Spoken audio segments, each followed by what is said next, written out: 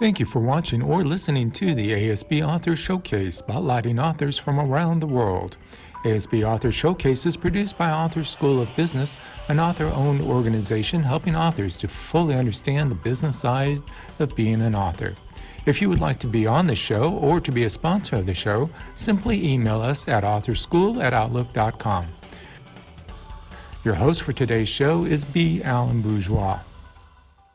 Hello, this is your host, B Alan Bourgeois. You are watching the ASB Author Showcase, and welcome. Today we have Sandra Fox Murphy with us, who is a multi-award-winning author, and we want to welcome Sandra to the show. Oh, thank you. I'm glad to be here. I appreciate the opportunity. We're thrilled to have you. You've won many awards, so let's start with the basics. How did you get started into being a writer? I didn't start seriously writing until after I retired from my job, which was around, well, I retired in 2009, but my first book didn't come out in 2016.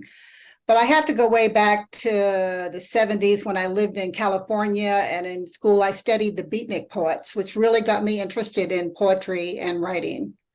But over the years, I didn't have a lot of time to do all of that, and I just played with it. But later in life, after I retired, I seriously got into writing. All right, so let's talk about your poetry, because you do have one poetry book. So tell us briefly about it.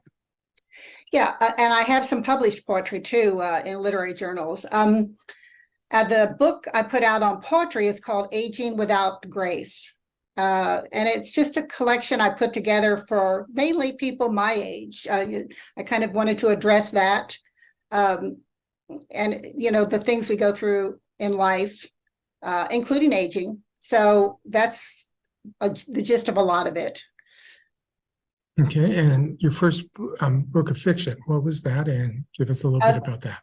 My first book of fiction was really what got me started to seriously writing. And that was 1,000 Stars. And it was something I found, a story I found in my son's genealogy back in the time after the Pilgrims came. And Rhode Island broke off from the Plymouth colony because of differences in religious and freedom beliefs. And I read this story and I was just flabbergasted by it. So I had to write about it. And I wrote a little story, and my writing club said it had to be a book. So I was determined to make it into a book, and I did. So I love the story. It's a true story. Of course, it's fiction because I embellished it. I don't know what the people really said, but there was a lot of documentation that I could build the story from. And to that point, you seem to write a lot of historical fiction. What is that, something that sparked you with that story, or is it something you've always wanted to do?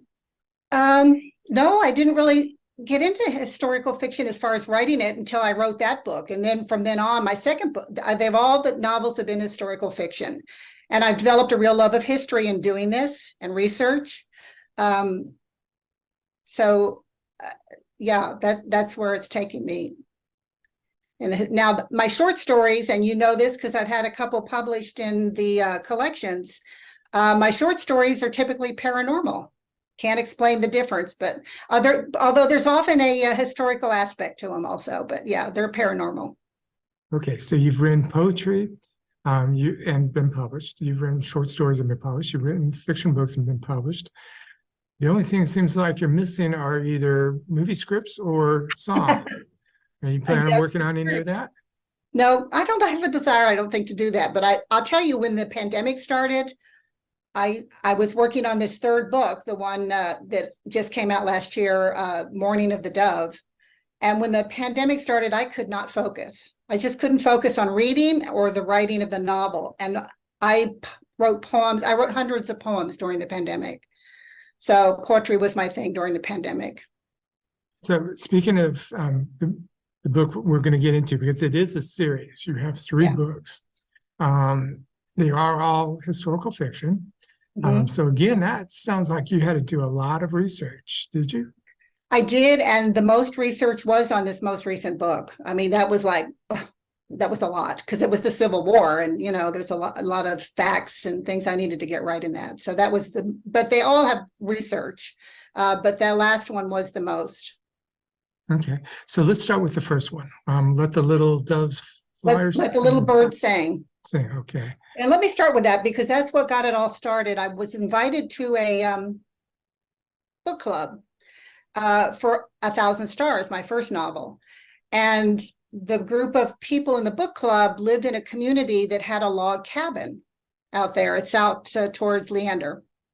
There's a log cabin. And they were fascinated by what the history of that was. And they said, oh, somebody needs to tell the story and write a book. Well, after the meeting, I did some research and I couldn't find much at all about the cabin or the name of the person who lived there.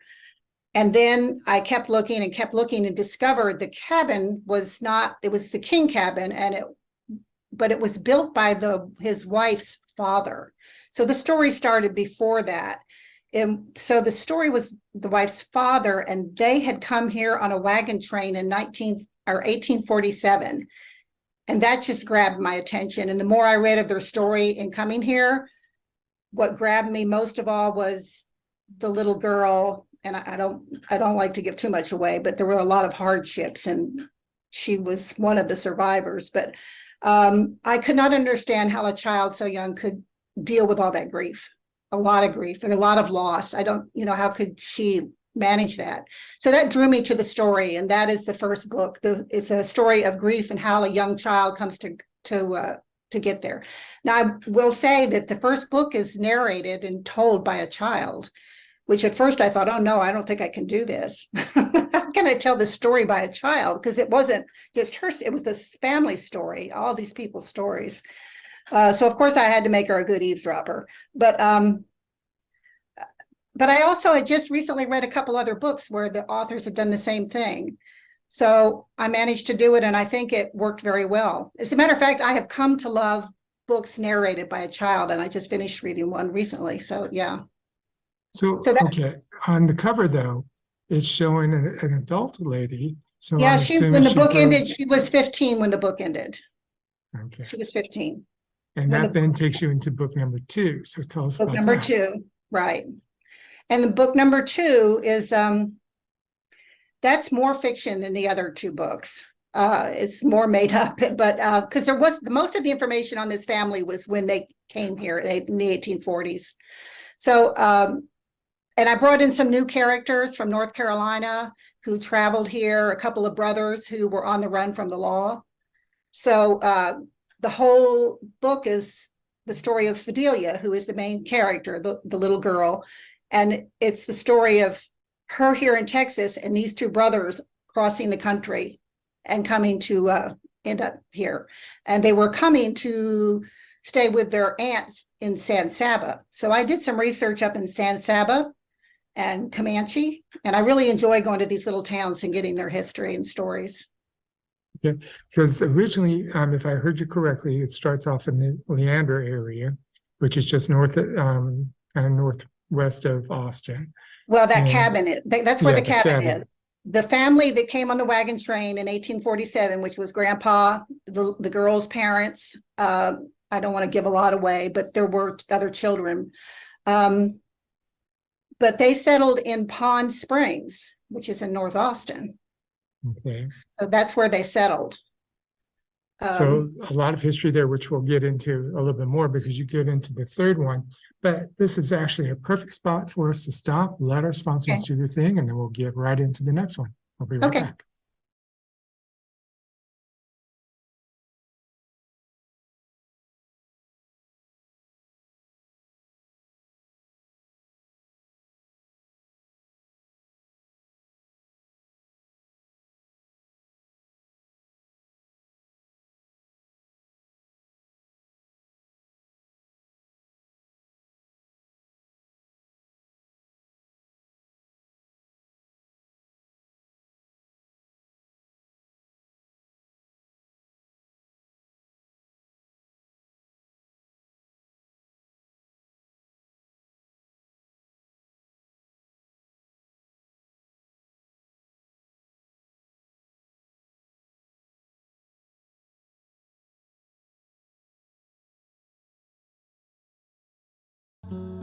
Each and every one of us has a mission in life. Mine is to help people laugh through the good times and the bad. My name is Charlotte Canyon, and I am an author, a speaker, and a host on Indie Beacon Radio. If you need me to speak at an event or autograph my book, you can contact me at charlotte@charlottecanyon.com. Thank you, and have a blessed day. Looking to take your writing career to the next level? Look no further than 100 plus questions a writer/author should ask. With over 100 questions curated by award-winning author and speaker B Alan Bourgeois, the founder and CEO of the Author School of Business, this book is a must-have for any aspiring or established writer. Bourgeois, a seasoned publisher, author advocate, and educator, brings his wealth of experience to the table to help you better understand the publishing world and succeed in your career. Don't miss out on this valuable resource. Get an additional bonus of a 1-month free subscription to the Author School of Business valued at $12.95.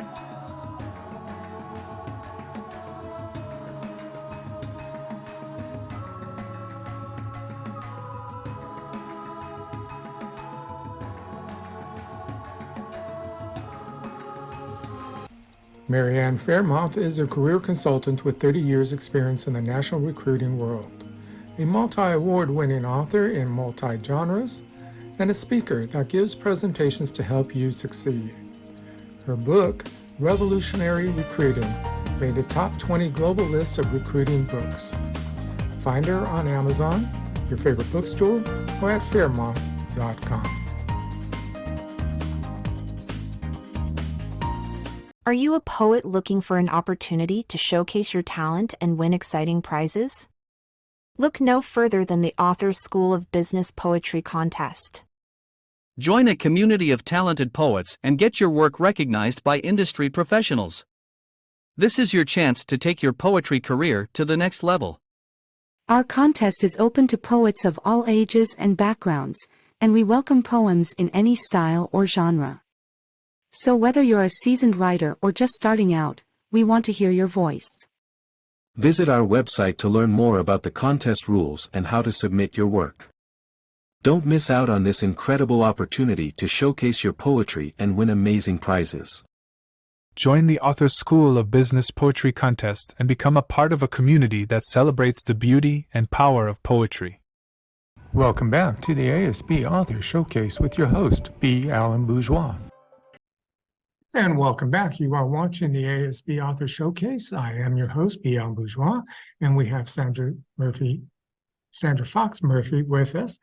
Welcome back again. And we were talking about her series of books, and we want to get in now to the third one, because this is ending up to be a series. And this is, as you said, was the hardest one or the more difficult one because you did a lot more research. Is that correct? Right, and I was working on it in the middle of the pandemic, which I had to stop. I stopped doing that for a while. Yeah, so Yeah, it was 'cause- the first one to write. Yeah. Now, you stopped because the poetry was getting to you, or because you just Well, couldn't do the because I research? couldn't focus on the reading and research and the poetry. Yeah, I was just immersed in poetry. Okay, so tell us about the third one. What was the hardest thing about the research once you got back into doing that? I'll hold it up here. Of course, the first thing is that all the research was related to the Civil War. I knew, Fidelia, it's the Fidelia McCord series, and it's a trilogy, so it's 3 books. And she was here in Austin. And most of the research is about the war because her husband's going to end up in the Confederate Army. And the other fella, because there's 2 fellas, he is disappeared, but I can tell you that he is he's throughout the book. He's a main character throughout the book. There's the 3 main characters: her husband, the fellow she'd fallen in love with in the second book, and her. And they're all in different places. And of course, what I researched most is where Benjamin Terry's Texas Rangers, which was one of the regiments in the war, where every place they went, when they were there, what battles they fought, because that's where one of the main characters will be all the time, is with that regiment. And then the other character is going throughout the country, but his base is in Ohio because he worked for the newspaper in Austin. But his editor was a Free Stater. And probably on the verge of burning their newspaper down in the city. So he went back to Ohio, where he was from. So that's where the other fellow, Miles, was based up in Ohio, but he traveled around the country for stories because he was writing stories. Okay. And that left her, it sounds like, home alone a lot. Well, and dealing with a lot of things. She had a baby. And I will tell you, this book starts off with a wedding.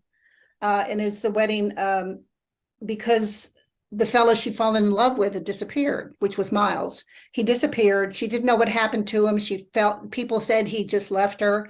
Her father wanted her to marry another fellow that had been courting her. So she finally succumbed and married the other person. And so it starts off with a wedding where she knew in her heart it wasn't the wedding she wanted. So out of curiosity, I mean, granted, it took place during the time period of the Civil War, but why did you focus or have so much related to the Civil War and just not skip that altogether? Skip her. The Civil War aspect. Well, because her husband, I mean, that's the time it was, and her husband left. And of course, Miles, the other fellow she loved, he had to leave. Well, he didn't have to, but he chose to go with his editor up to Ohio. And so this was just the triangle of what's going to happen. And this is all the both sides, because one's on the north and her husband's fighting for the south and she's here. And yeah, so it's a triangle. So no the triangle of love, but the triangle of war. Exactly. And of hardship, because even she here had hardship. Now, a lot of people don't think of Texas necessarily being involved in the Civil War, though it was in many ways. Yeah, and she wasn't very much impacted directly by the Civil War. Of course, the issue of slavery comes into this book too, or the whole series. And there were a couple slaves that, this goes back to the first novel, Let the Little Bird Sing, where she convinced her grandfather to buy the slaves of their neighbor after they had been killed, and so to free them. But throughout this series, and I probably shouldn't give this all away, but it was illegal to free a slave in Texas at the time. It was against the law. So they were walking a thin line. And also when the war happened, the government would come and take them to work in the fields to harvest for the soldiers for the war effort. So, and they will also take farmers' crops. Yeah. Yeah. You mentioned this was a trilogy. So Yes. It sounds like there's not going to be anything after this, or what? Well, no, probably not. I'm toying with the idea of a spinoff, maybe a novella. There's two characters that are not major characters that I might do a little short novel on, but I'm not positive yet. I haven't made up my mind. There was a friendship that her husband, James, had with another soldier who was from Waco. And I thought, I might do that. I'm not sure yet because I am working on another project. Now, you mentioned the Texas Rangers as part of the fighting regiment. Did you follow or do enough research to see how they transferred from being a fighting regiment to being actual the Texas Rangers, or did you stop at some point? The book ends in 1864, so it doesn't end at the end of the war. But I followed the Terry's Texas Rangers from the beginning to the end of this novel, because that's where James, the main character James, was with them. Right. So I was wondering if you found anything exciting or interesting that sparked your interest to write a story in that context, related to, or... there probably are so many stories with the Rangers, and I brought some of my characters in here are real people. Of course, Fidelia was, but I have changed the last name because this is fiction. But there's some characters in the Terry's Texas Rangers, and oddly enough, the one who brought the regiment together, Benjamin Terry, was killed in the very first battle, but they kept the name of the regiment with him. And Colonel Lubbock was the second commander, and then he died like within weeks after he became commander. Of course, a lot of the soldiers died of illness out in the field, which is what happened to him. So with the research in general and stuff, Are you looking to do any more historical fiction novels, or are you thinking of writing something totally different, like your paranormal for short stories, or anything? Well, I still work on some paranormal short stories. I'm still thinking of a collection of my short stories, but I am working on another novel set in a whole new century for me. It's in 1952 in Dalhart, Texas, the Bible Belt in 52. And it was a short story, and now it's going to be a novel. So skipping 100 years there, you're really having to readjust your mindset, aren't you? Yeah, I am. I am. And I'm enjoying it. It is very different. Can you tell us anything else about the story? When you're hoping to have it done, or Well, I anything? hope to have it. I lost some of it in a computer crash, so I'm gonna have to redo it. But I'm still working on the book, and I hope to have the manuscript done by the end of the year. So I hope to have it released early next year. It is about three women in the Bible Belt of the Plains in North Texas. One of them is the pastor's wife. And they start a little secret club because they want to study mysticism and apparitions and deja vu. They want to study things they shouldn't be studying. So they have this little secret group. And well, at that time, what was it called? I just heard it recently. The spiritualists were doing a lot of things during that time, up from like early 1900s up through the 50s and 60s, that were quite popular throughout the country at that time. So it sounds like you're following along in that line. well, this is not as so much, and I'll tell you, it's very hard to find books published before 1952 about mysticism, and that would be available at the Amarillo Public Library. So that's been a struggle, but this book is truly about judgment and friendship. So that's really the topic of the book, judgment and friendship. Because there'll be a lot of judgment in the book. If you can imagine the time and the place, there was a lot of that. Oh, I'm sure there was. And with that, we're at a perfect spot. We're going to stop, let our sponsors do their thing, and we'll be right back. As an author, it's important to find an organization that can provide the resources and support you need to succeed in the publishing industry. The Authors School of Business, ASB, is a well-respected organization that has been helping authors learn how to market and sell themselves and their books since 2011. Here are a few reasons why you should consider joining ASB instead of another organization. 1. Expertise and experience. 2. Comprehensive education. 3. Customized learning options. 4. Community and networking. 5. Cost-effective and flexible membership options. ASB is an excellent choice for authors who want to succeed in the publishing industry. By joining ASB, you can benefit from the organization's expertise and experience, receive comprehensive education, customize your learning experience, connect with a supportive community, and enjoy flexible and cost-effective membership options.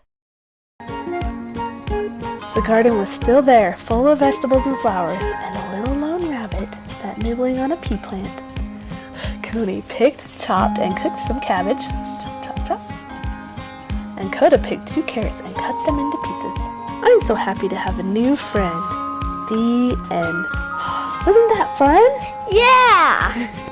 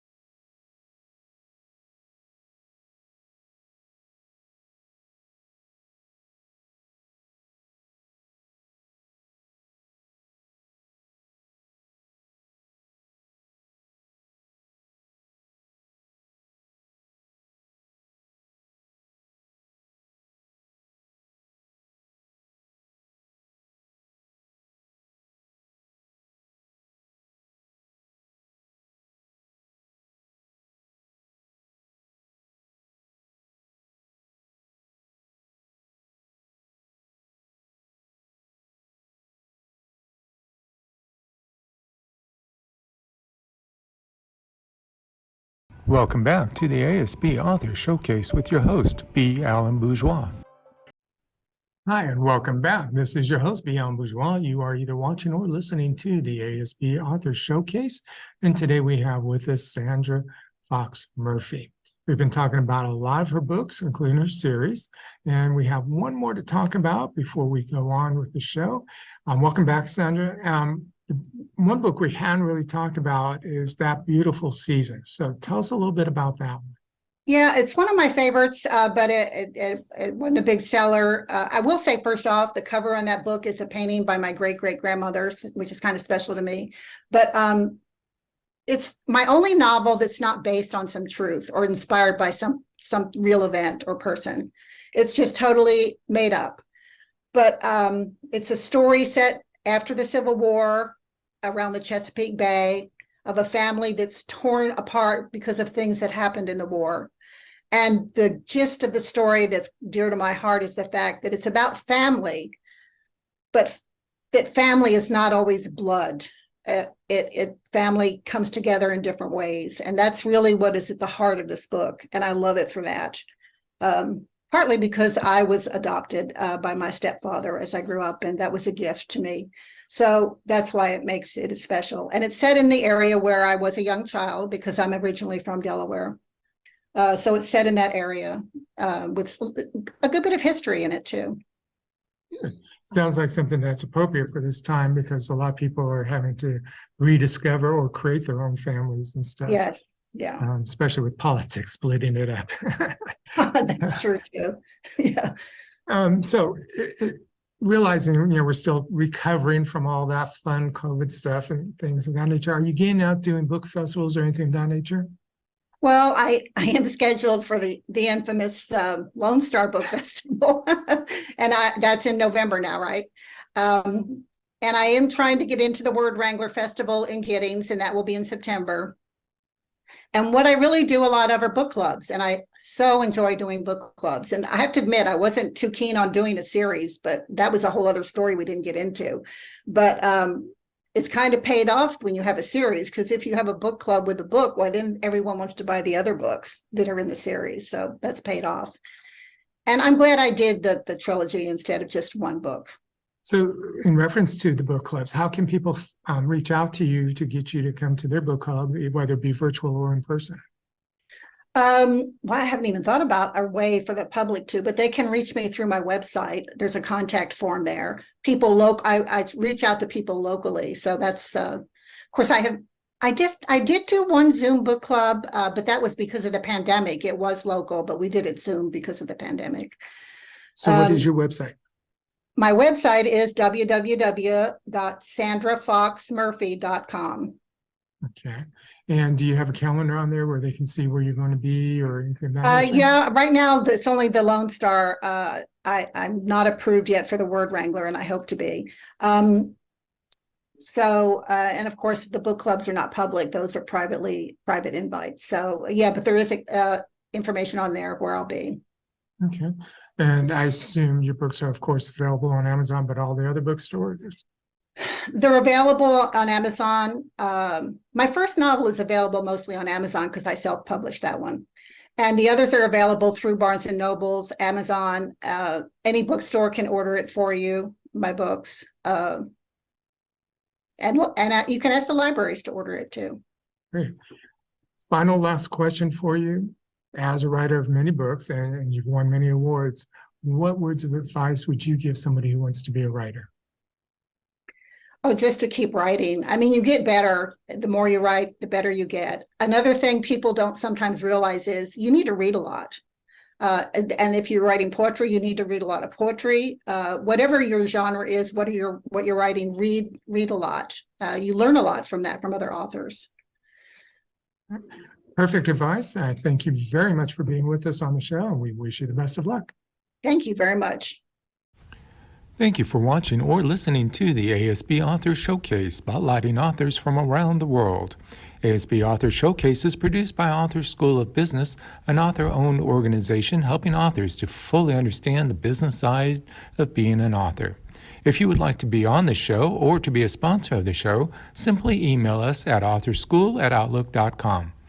Thank you to Happy Follows for creating the music, Frolic of Words, for the ASB Author Showcase. You can find his music on all major platforms,